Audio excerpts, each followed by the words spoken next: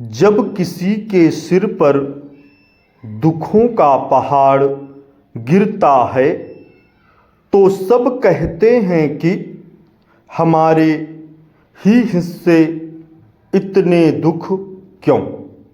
दुखों का पूरा पहाड़ एकदम से क्यों गिरा,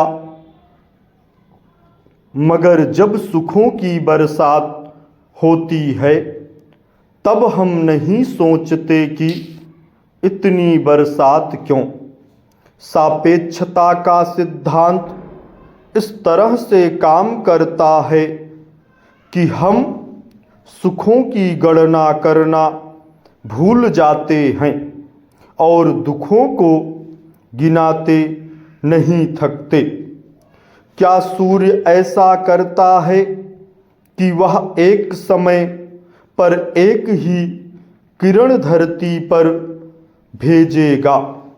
सूरज जब निकलता है तो वह अपनी पूरी आभा और सारी किरणों के साथ पूरी दुनिया को रोशन करता है। इसी तरह सुख दुख या दुनिया की किसी भी वस्तु, स्थिति, पात्र परिस्थिति का है, हमारे सामने जब भी आती है पूरी थाली आती है।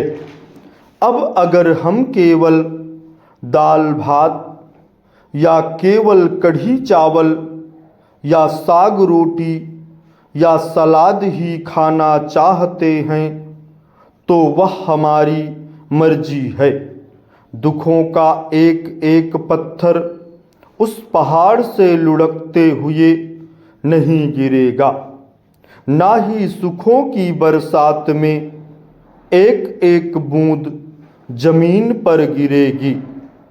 पत्थर लुढ़कने को पहाड़ का गिरना नहीं कहा जा सकता, ना बूंदाबांदी को पूरी बारिश। अगर हमने जान लिया कि हमारे हिस्से अच्छी बुरी हर चीज़ समग्रता से ही आती है तो हमारे लिए चीज़ों व्यक्तियों को स्वीकार करना ज़्यादा आसान हो जाएगा। इसे इस तरह भी समझ सकते हैं कि हमारे पास कुछ भी आता है तो वह उसके गुणों अवगुणों के साथ आता है और हमें उसे उसी तरह स्वीकार करना भी होता है। जब हमारे सामने थाली परोसी जाती है तो उसमें सूखी सब्जी भी होती है और साग भी, थोड़ा सलाद भी होता है और थोड़ा भात भी। एक कटोरी दाल होती है तो एक कटोरी खीर भी, रोटी होती है तो पूरी भी, तभी उसे संपूर्ण थाली कहा जाता है। हम अपने सुख दुख की गणना करने के बजाय अगर अपने अवसरों, जीवन से मिले उपहारों की गणना करें तो सब बहुत आसान हो जाएगा।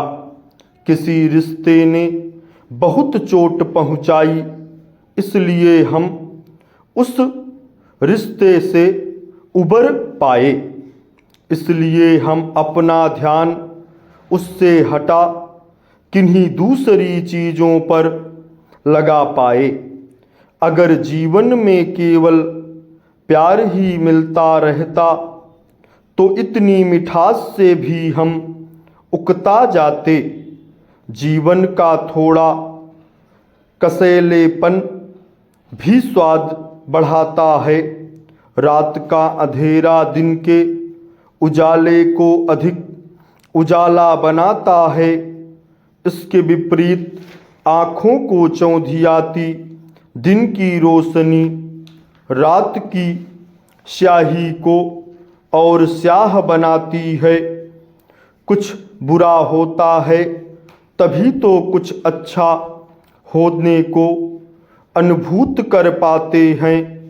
हम अपने मित्रों से उतना ही सीखते हैं जितना हमें अपने शत्रुओं से सीखते हैं।